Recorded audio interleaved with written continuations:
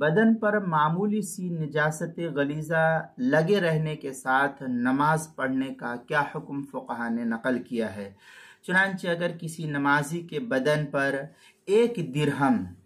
درہم آج کے دور میں سمجھیے 2 روپے کا یا 1 روپے کا جو بڑا ڈالر ہوتا ہے، بڑا سکہ جو ہوتا ہے، اس کو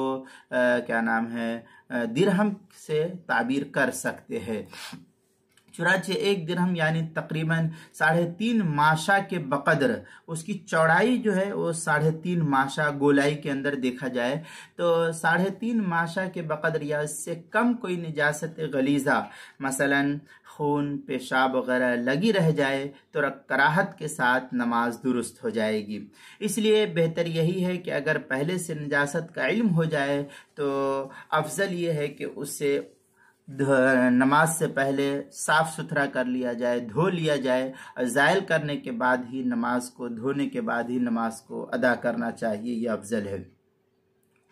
اور اگر یہ نجاست 3.5 ماشا سے زیادہ ہو تو اس کے ساتھ نماز درست نہیں ہوگی۔ چنانچہ اس سلسلے میں فتاوی شام وغیرہ کے اندر کافی تفصیلی بحث ہے۔ وعفا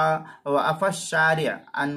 قدر درہم وَإِن كُرِهَ تحریما فیجب غسلہ وما دونہ تنزیہا، یہ اس طریقے کی عبارت در مختار فی الشامی میں ہے۔ وقدر الدرہم لا یمنع ویکون مسیئا وَإِن